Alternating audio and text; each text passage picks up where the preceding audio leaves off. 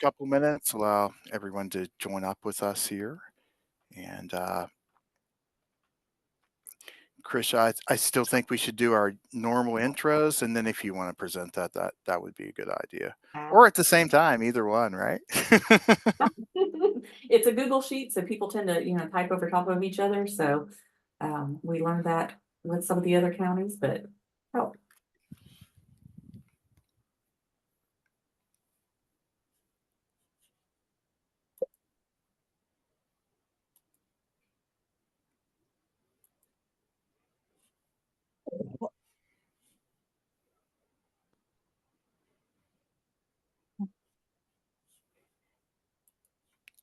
Okay. All right, we're just going to go ahead and get started here. I'd like to say good morning to everyone. Welcome to the Elkins, Randolph, West Virginia Reentry Council for Northern West Virginia. We serve Elkins and the regional counties, Randolph, Upshur, Braxton, Lewis, and Tucker. We work to make a meaningful impact in our communities by supporting individuals that are navigating the reentry process. I am Barry Lee Pace. I'm your chairperson. My co-chair is Ms. Samantha Ryan. This would be our second session for 2025 for February, and today's meeting will run from 10 a.m. to 11 a.m. As a reminder, our sessions are held on the third Wednesday of every month. The REACH initiative, of course, is committed to see individuals have full body healing and restored soul, mind, and spirit so they can successfully live out their lives. By establishing a statewide network of reentry councils, we aim to foster collaboration, bring about lasting change, and make a tangible impact on our communities. And the approach is rooted in compassion and respect for the dignity of every individual. We believe that everyone, regardless of their past, deserves a chance to rebuild and thrive. Before we discuss today's agenda, I'd like to introduce everyone, and we'll do what we traditionally do here. We'll go around the room so everyone has an opportunity to get to know each other. And after that, Krisha, if you would just speak a little bit about the sheet that you dropped into the chat room. I'm going to pass it off to Miss Ardella Cottrill, please. Hi, I'm Ardella Cottrell. I am the Secretary of the West Virginia Behavioral Health Planning Council that meets quarterly, and also the coordinator to West Virginia Leadership Academy, a free 2-day training in leadership skills. The only thing I want to comment on is the West Virginia Behavioral Health Planning Council has some open seats for our council. We are mandated to give recommendations to the mental health substance use block grant, and 2 of our seats that we have open are specifically for reentry.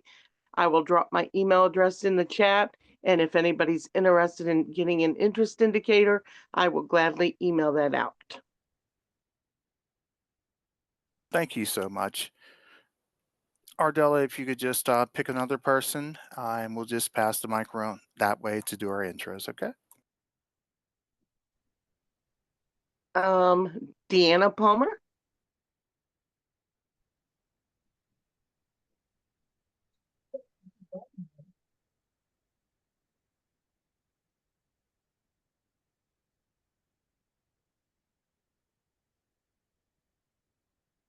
Not sure if Deanna can hear you. I'm going to go ahead and Ashley.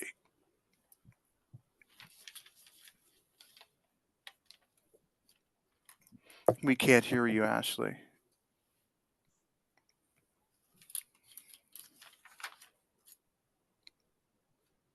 There you are. Is that better? Yes.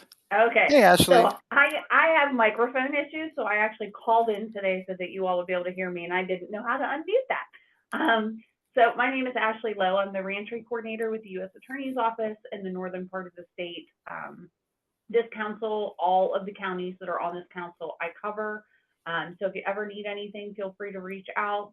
A lot of what I do is a lot of what Krisha does, and I jump on these calls to learn about all the resources that you all provide so that when we have individuals who are reentering, we just kind of do soft handoffs to each of you. So I'm just here to learn. And then I will pass it off to Bree.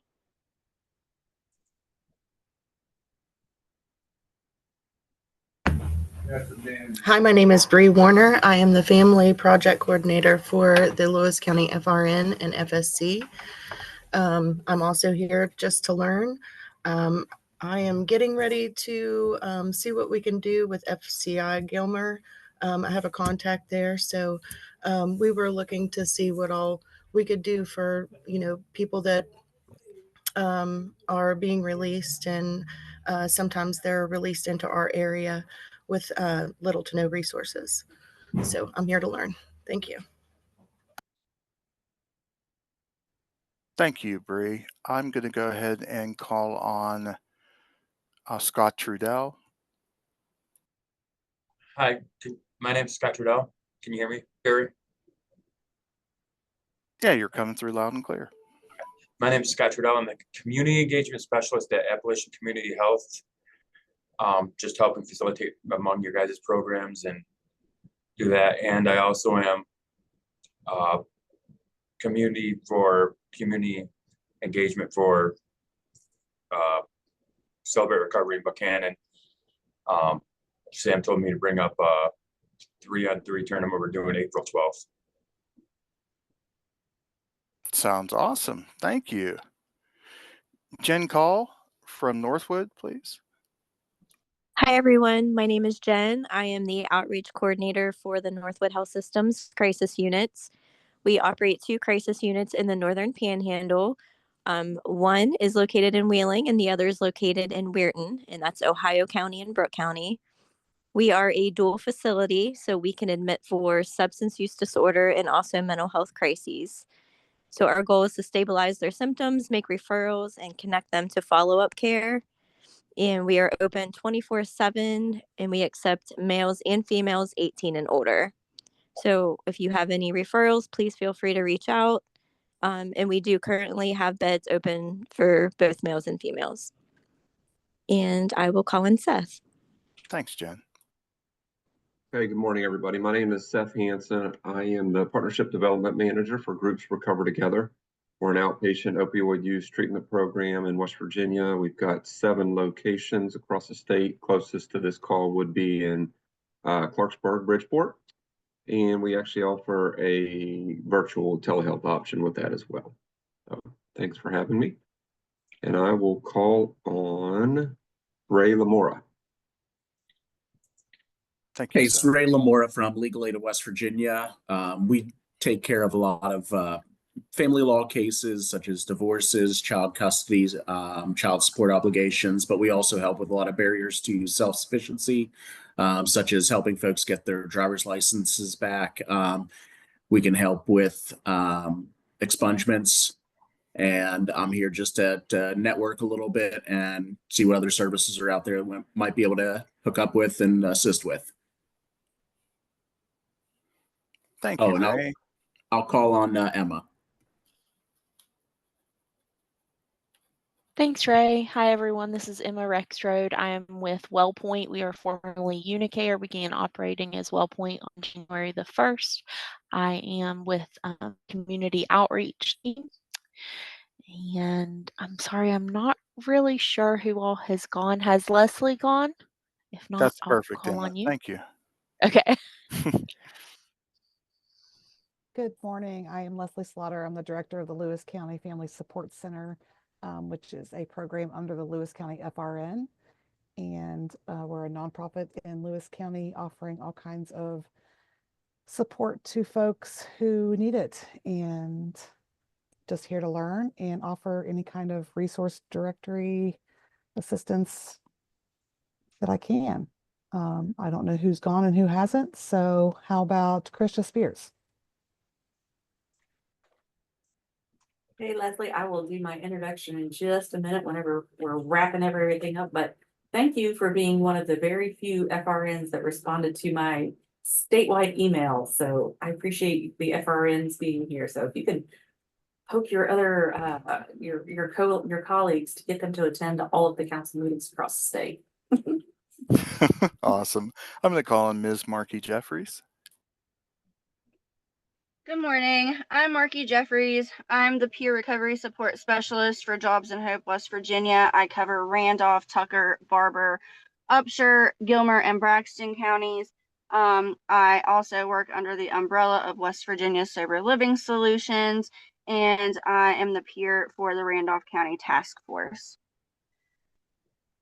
Really not sure who all's on here because I'm driving. So if Leah is on here, go ahead. Leah is here. Hey, Leah. Thanks, Marky. Good morning. I am Leah Hall. I am the transition agent for Jobs and Hope, West Virginia. I cover all the counties that Marky talked about.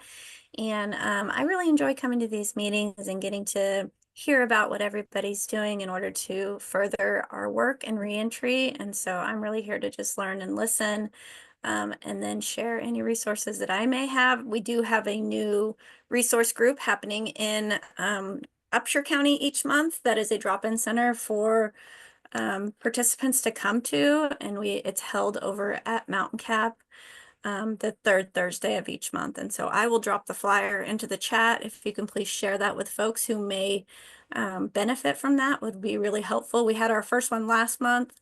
We didn't get anybody that came and utilized our services, but we're very hopeful that people will start showing up to it. So, and I apologize, I came in late. So Barry, could you please help me out and call on the next person? Thanks, Leah. I appreciate that. Let's talk to Miss Aaliyah Tanner. Hello. Hi. My name is Aaliyah. Hey, my name is Aaliyah Tanner. I am the CAP/PABS advocate with Disability Rights of West Virginia. We are the federally mandated protection advocacy group for people with disabilities across the state of West Virginia. Every state is required to have a protection advocacy group, no matter what. The CAP and PABS program is focused on people with disabilities overcoming barriers to employment. So we specifically are tied into the Ticket to Work program, so with Social Security and Division of Rehabilitation Services, and what they do. We pretty much just make sure that the rules are being followed. You guys may have seen some of our advocates doing monitorings of jails, prisons, mental health facilities, because we also do that. Might have seen this in the news for the foster care lawsuit that's been going on, because we're involved in that, because a lot of those foster kids have disabilities. I put my contact information in the chat. I also put our website. I recommend anybody and everybody checking out our website if you have a disability related issue, whether it's a kid with an IEP or a 504, or you need something at work that would help you do your job, some sort of accessibility or accommodation.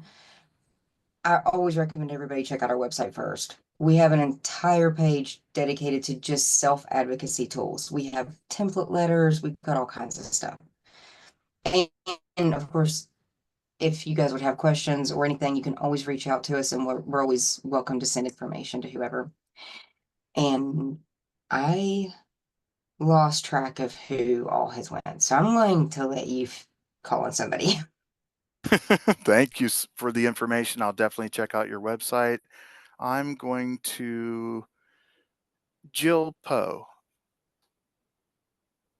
Good morning. My Hey, name is Jill. Jill, and I work at West Virginia Prevention Solutions, but I am your regional drug control policy coordinator. And so I work in not only these counties, but a total of 13 in North Central West Virginia, and just definitely wanted to start dropping in on some of these as we're trying to, again, find ways to connect these populations to more services and find out who's doing what, since we don't really have a great overview from the state level as to all the resources that are out there and how to be able to connect each other and be able to have any way we can help supply anything from our end or make those connections to be that bridge. So I'm excited to be on the call. Thanks for having me. Thank you, and welcome to the call. Did Rihanna go?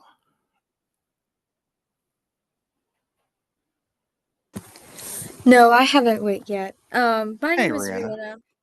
Rihanna. I work with WellPoint along with Emma. I'm a health promotion consultant, so I'm here for any kind of health education needs you might have. Sorry, I'm losing my voice. So if you ever see a need in the community and you want me to come in and address it, just send me an email. I'll drop it in the chat. Thank you. Thank you.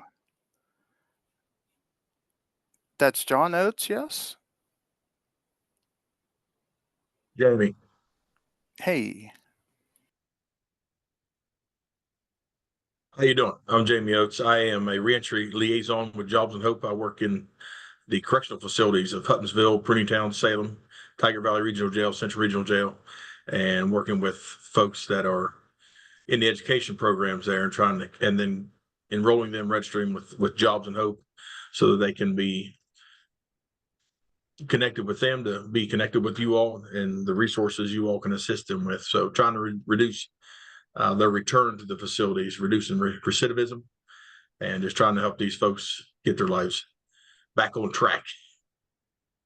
Fantastic. Thank you. I'm going to call on Megan Payne.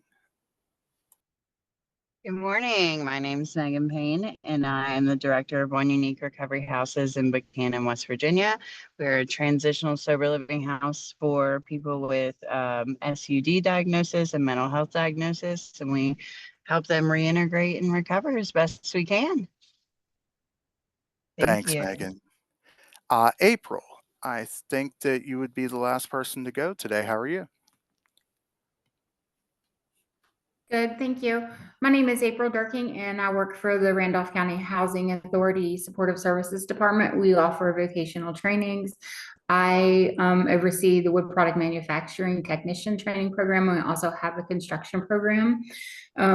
April 21st is actually the next wood product manufacturing technician training program. And if you guys would have anyone interested in that, please send them my way. Perfect. Thank you so much. And if you would drop that in the chat, we always have people over here that are interested in your classes. So thank you so much. I want to thank you all, of course, for the introductions. Was there anyone that I might have missed? Please do speak up now.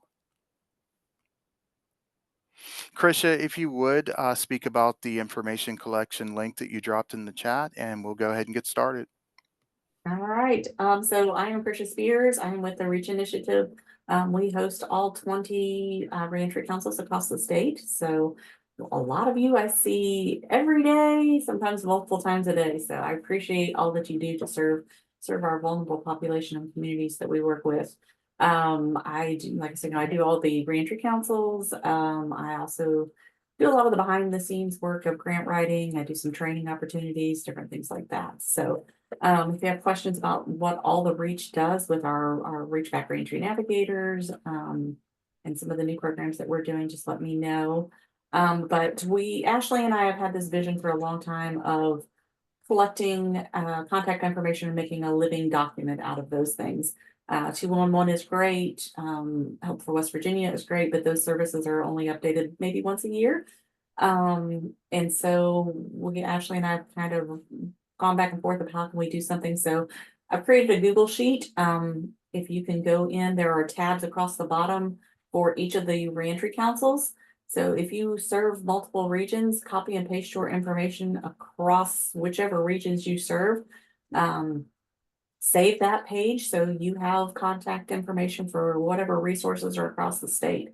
It's not just for the reentry councils, but it's for you to utilize as well. So I will copy and paste that again. It is a living document, so people do tend to type over each other. So kind of watch as you're typing to make sure you don't type over someone at the same time. But it's so far I think it's been very helpful. But that is the only other thing I have is, legislative session is coming up. So please pay attention to all of the issues that are coming up. We will be sending out blasts for things that are important, imperative that we address our local representation. So just watch what's coming out. And, as we have things that are relevant, we will send those out in email blasts. All right. Thank you.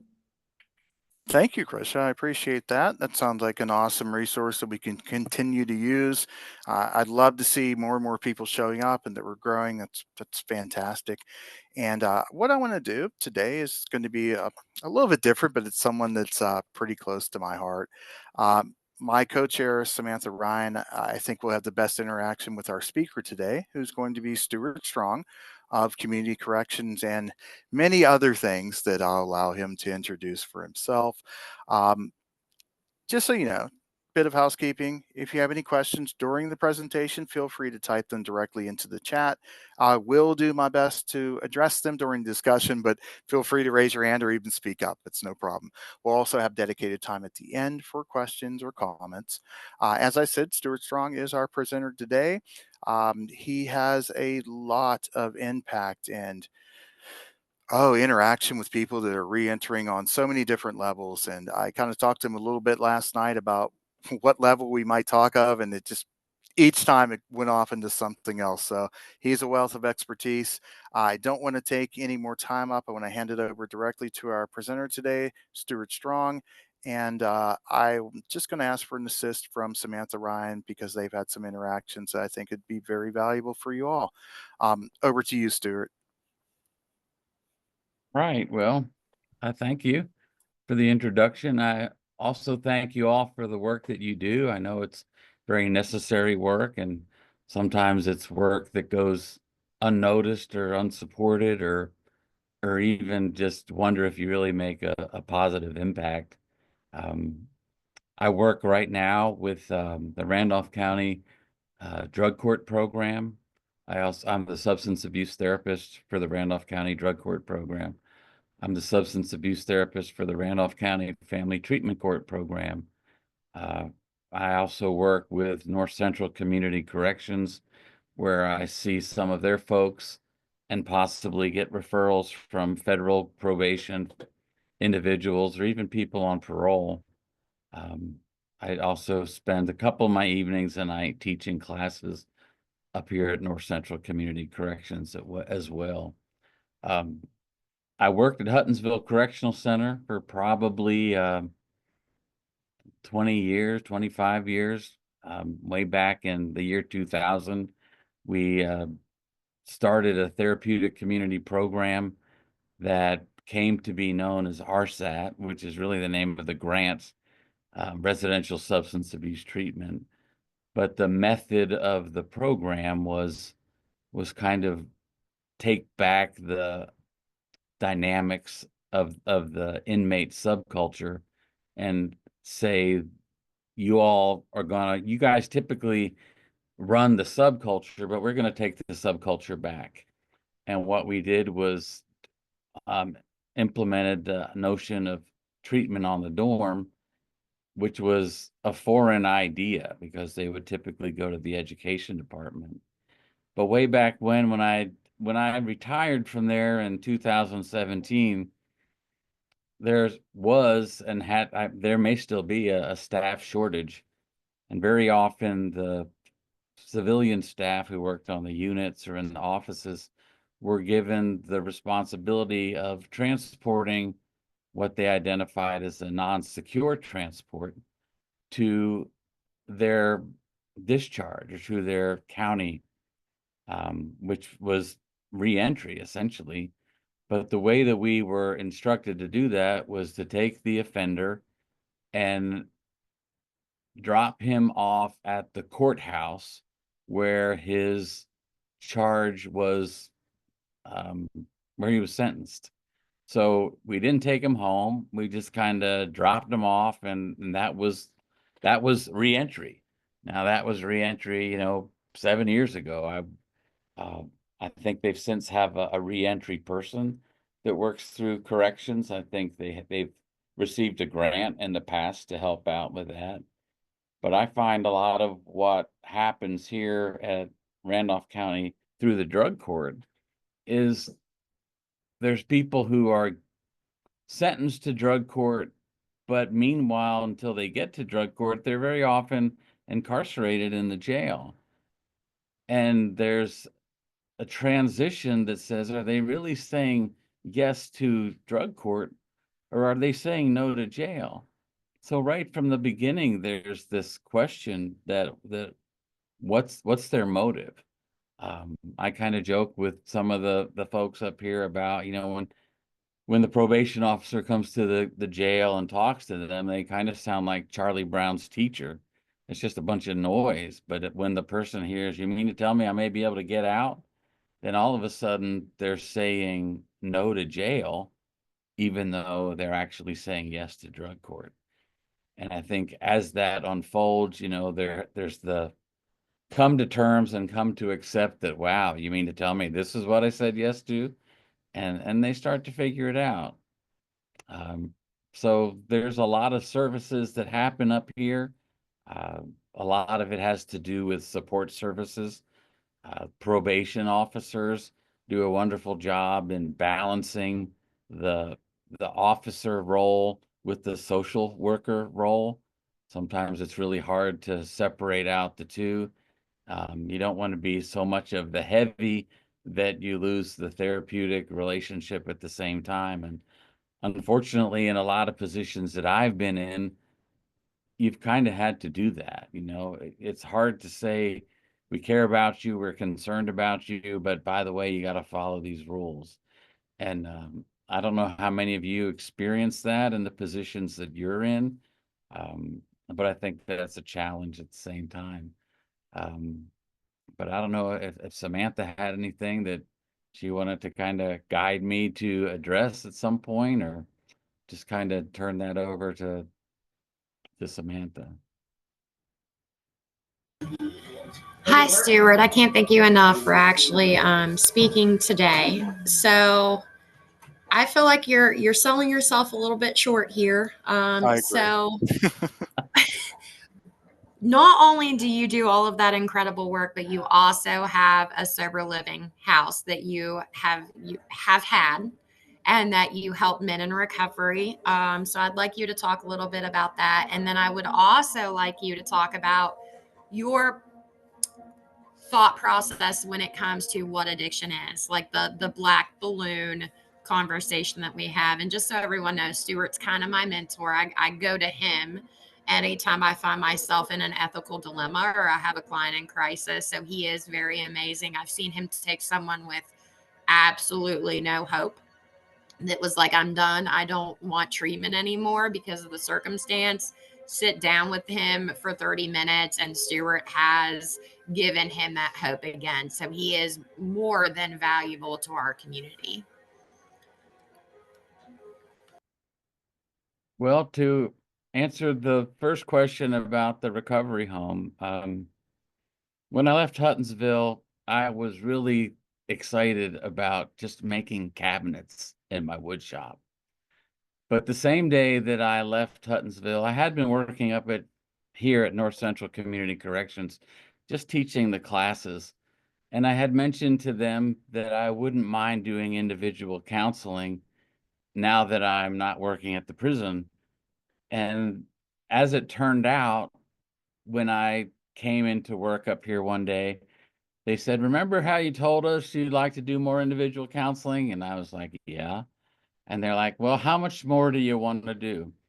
Well, it turned out that the day that I retired from the prison, the existing drug court therapist was no longer working here. That was the date of their resignation.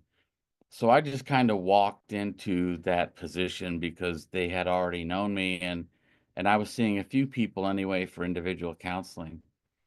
But what got the sober living going was, I'm thinking, I've done all this work at Huttonsville. I meet now with the drug court. I meet with the judge. I know the prosecutor. I know the assistant prosecutor. I know the probation officers. I know all of these folks up here and all these contacts, parole people at the prison, parole officers in the county. And I thought, if I don't do anything about this drug situation, addiction problem in this town that everybody says is so intense, well, who in the world is going to do things? And we ended up, not because it was what we set out to do, but we bought what was the cheapest building in town, which ended up probably also being the biggest building in town.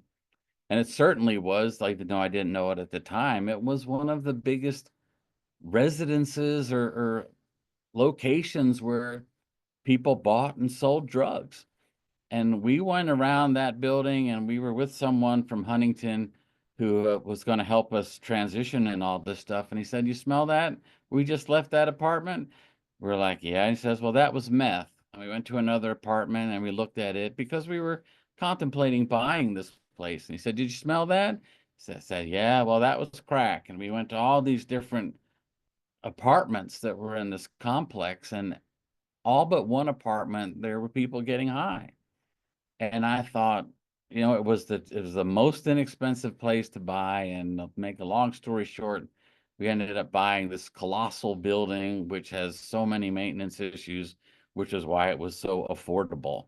Um, I think there's probably 8 apartments in there now in the recovery home.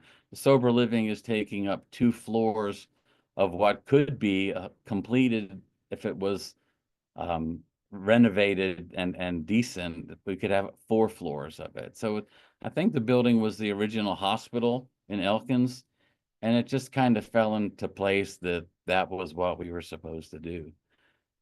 As far as my take on addiction, one of the things I say frequently, I have a problem with people just managing their addiction, because I don't think that you just have to manage it. I believe that you can overcome it. And I have a problem with the word recovery, because recovery kind of suggests that you stop after you get back to where you were.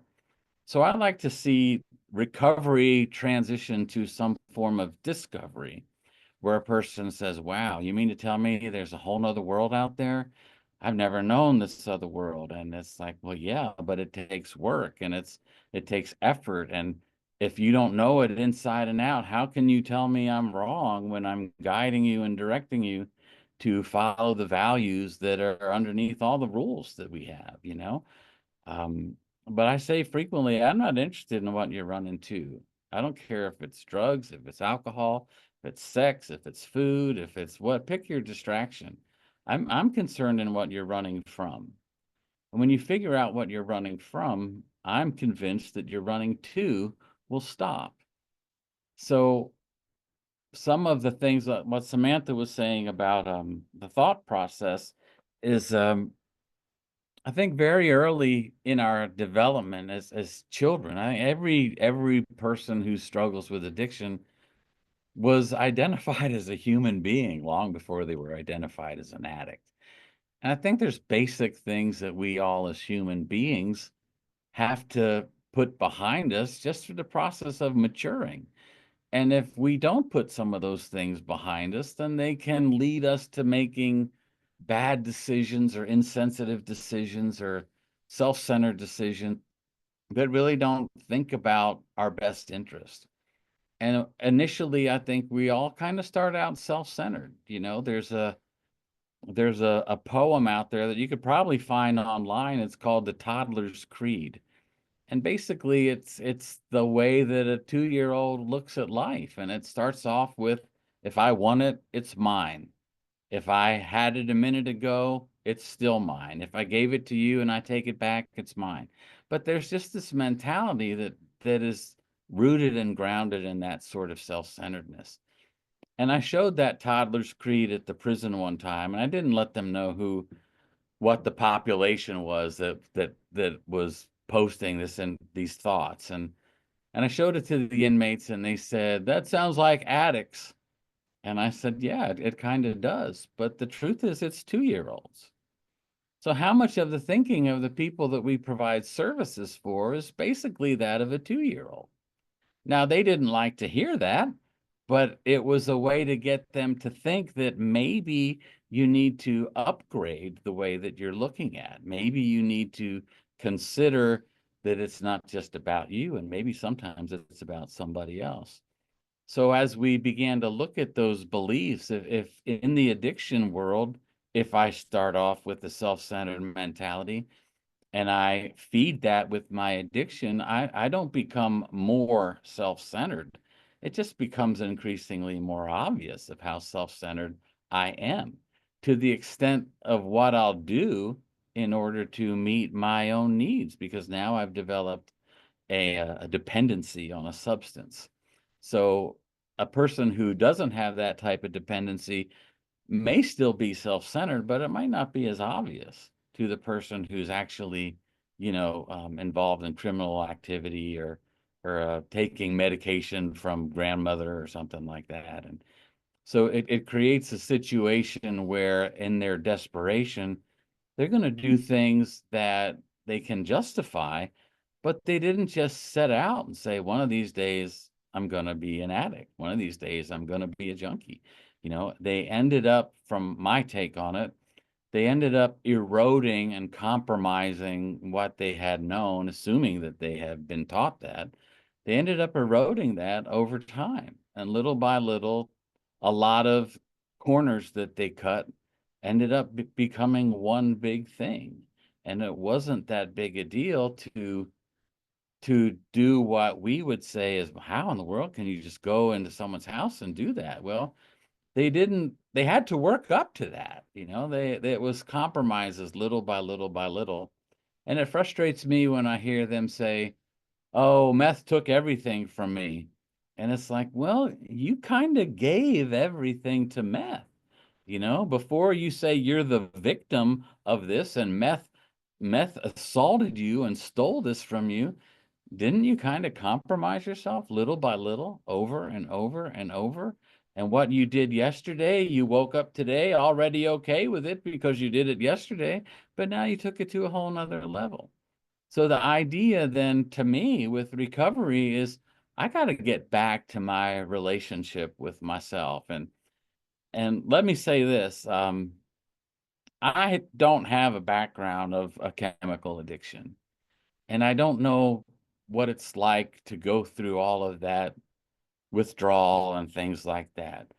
But I don't think you have to have the background in being an addict to know what it's like to be broken. There's a lot of different ways that we can be broken. And what I find is the path of healing is consistently the same path, regardless of what it is that breaks you.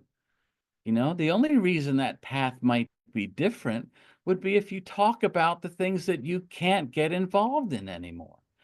I mean, if gambling breaks you, you still got to heal, but you know what? You should stay away from the gambling, the lottery tickets, the lounges, the betting and stuff that happens. If drugs broke you, okay, the path of getting better is kind of similar to the gambling path, but you can't be hanging around the people who are using drugs.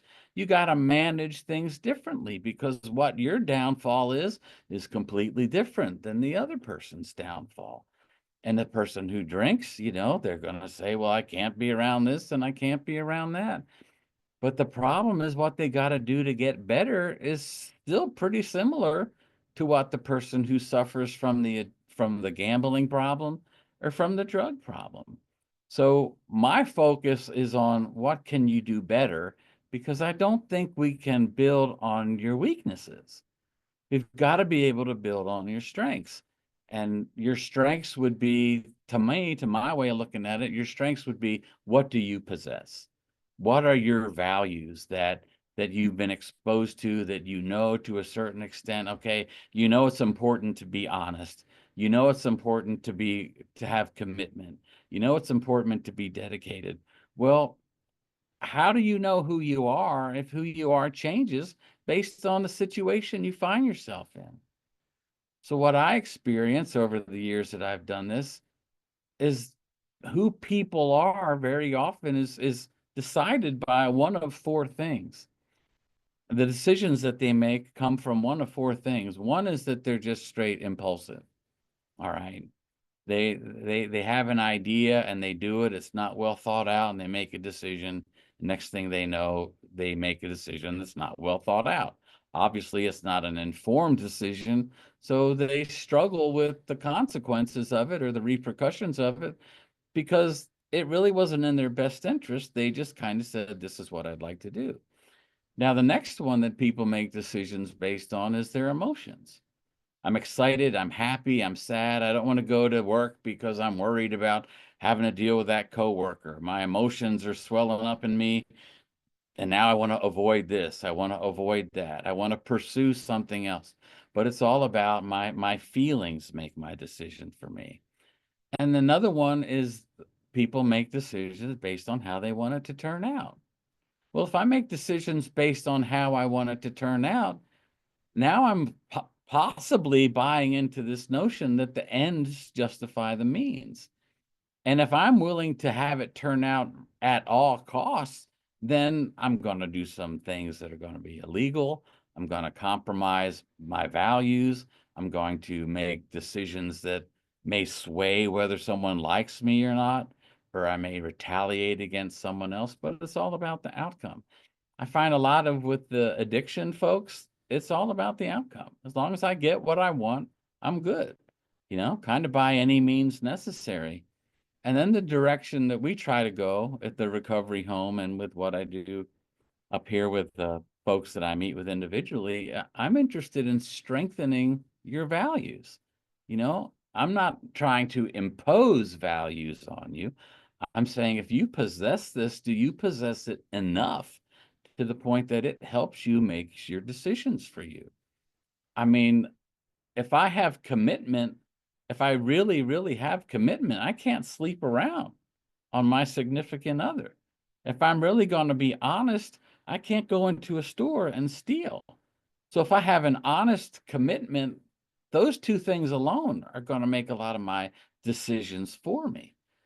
But if I just doesn't matter about that because it's all about the outcome, then who I am doesn't matter because I got what I wanted. And the problem when it's all about the outcome is I never know who I am because who I am changes based on how I want this to turn out. And if who I am when I sit in your office and who I am when I sit with my family and who I am when I sit with the parole officer, if all that's different, well, who am I? And how do you help a person who doesn't know who they are? How do you even call them on that without even risking, oh, well, why do you got to be so judgmental? I mean, are you okay with who you are? Do you know who you are? And what I have found is one of the best ways I know to challenge a person to figure out who they are and what they stand for is for them to write a list of the values that they went against in their own self. When I went against my honesty, I went against my sense of compassion, I went against my sense of dedication and care and concern. Well, if you went against it, I mean, think about it. If you went against it, it must exist in you, or you wouldn't know that you went against it. So how do I know who I am? Well, what's kept you up at night? What are the things that you've done that bothered you? Who you are is not your behavior. Your behavior is nothing more than the visible expression of your belief system. And your beliefs allowed you to do what you did, excuse me. So I want to know, who are you? And I think they need to know who they are, what they stand for. And if they can do that, then they have some idea of who they're bringing to the situation. And if I know who I'm bringing to the situation, then I can recognize, what am I responsible for? What's the other person responsible for? And what might be due to the situation? Sometimes I fail because of my own weakness. Sometimes I fail because of the weakness of other people. And sometimes I fail because the situation just doesn't have enough success built into it for me to be successful. So through the recovery home, what we try to do is strengthen those values. So hopefully that makes sense. It's hard talking to a computer, to a screen here, but. Thank you, Stuart. With that being said, I just have one more question. You brought up this success. So what does that look like with drug court? What's your success rate with Randolph County's drug court? Well, I don't know that I can't say it's my success rate because I'm just one person of a bigger team. I have been told, I don't keep the statistics, but the probation folks do. And the judge, mentions it from time to time, Judge Wilmot, I have heard from those folks that Randolph County is the most successful drug court in the state. And I think its recidivism rate is somewhere about 6 or 8%.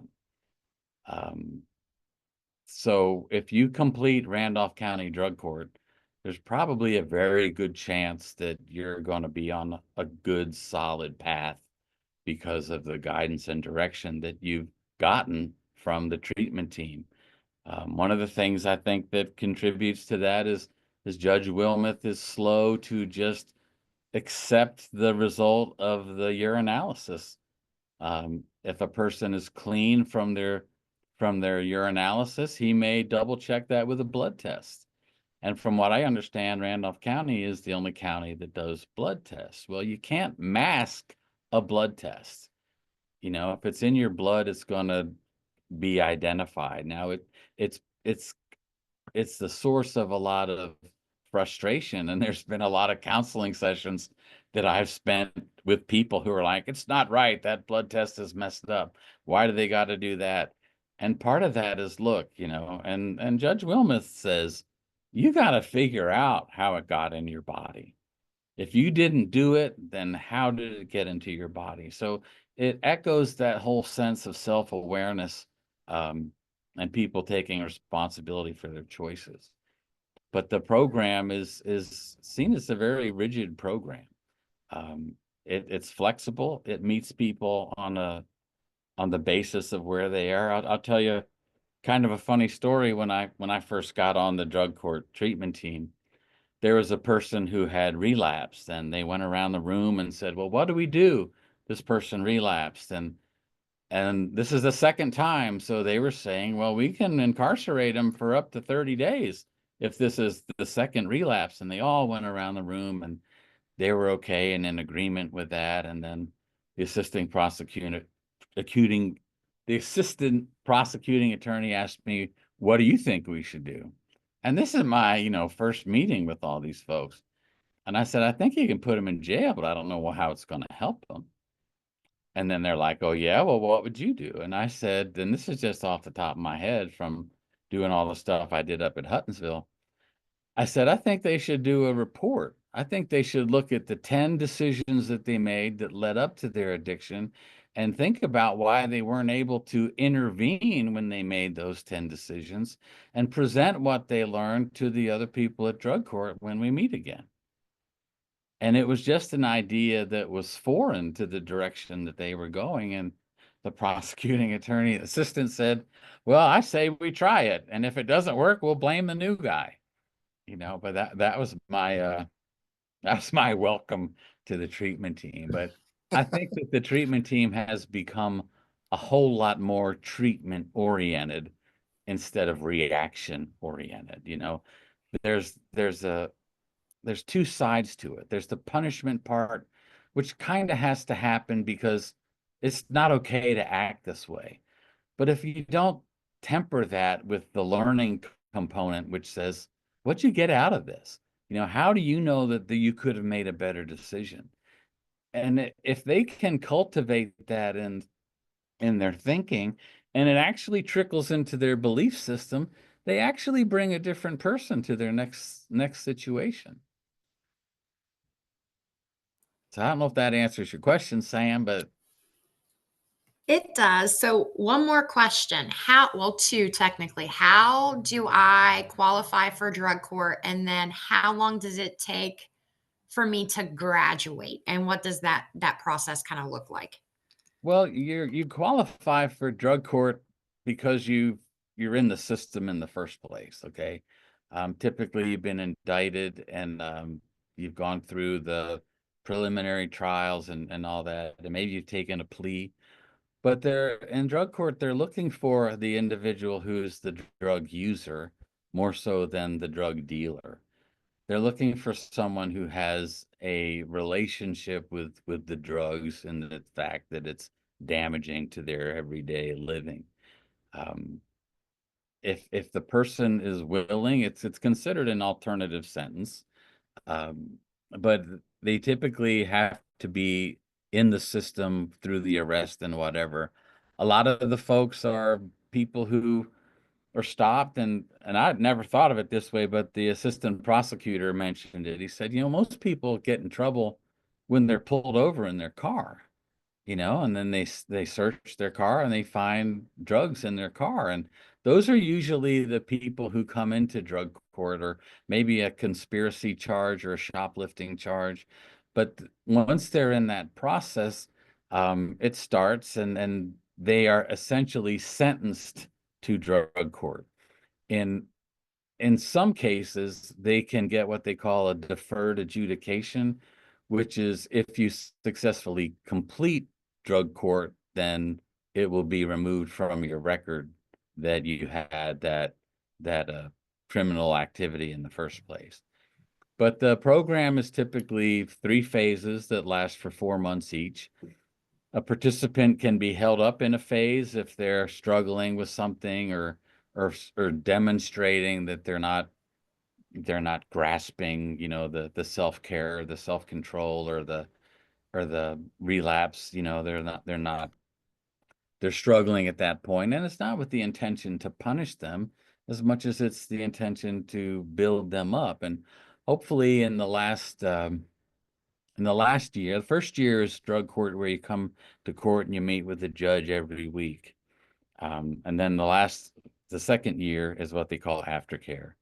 And you're more or less on your own, where you have the benefit of the services from the treatment team, but you don't have the responsibility of standing in front of the judge routinely. You good with that? Thank you. That's absolutely amazing. Stuart, thank you for that information. I do want to open up to the floor. I see a couple comments that have been in the chat so far, but I do want to open up for questions.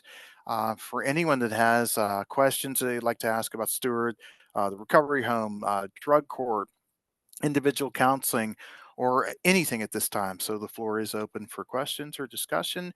And just as a caveat, I noticed there were a couple of people that went through drug court and they have some positive experiences. So that's really awesome. It's open.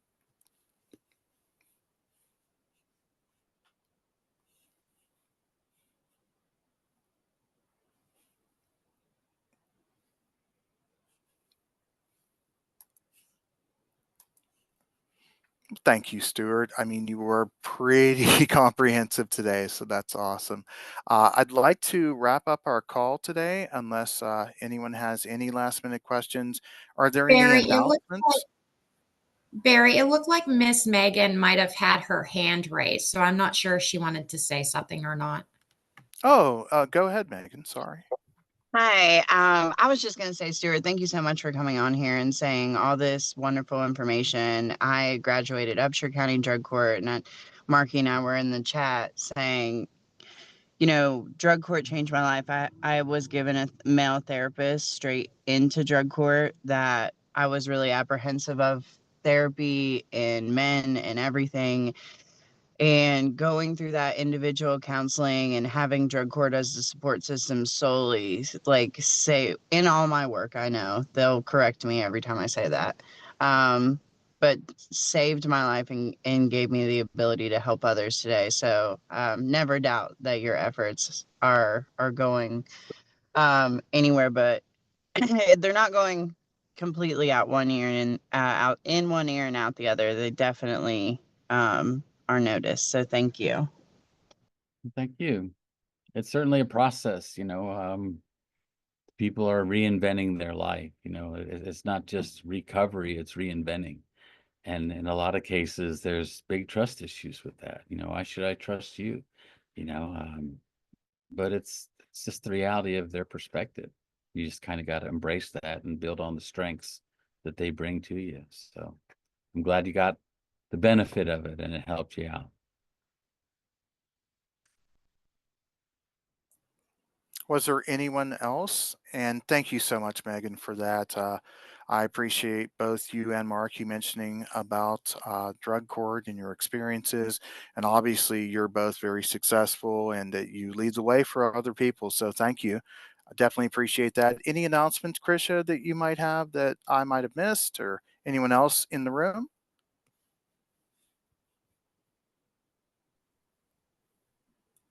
No, sir, I don't have anything else. So, but thank you, Stuart, for sharing all of that information. And, you know, you referenced the toddler poem, and I'm always a big fan of Kid President. You know, he was, 10 years ago, but he had a lot of good things too about, he may have been in kindergarten, but it applies to all of us still too. So one of the biggest thing is we're glad you're here. So thank you.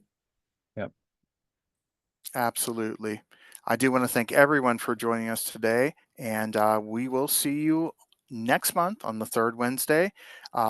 If there's anything else, please get information from the chat. I'll leave it open for a while. There was a lot of people here today with some awesome stuff to share. And Stuart, thank you so much for your presentation. You're welcome.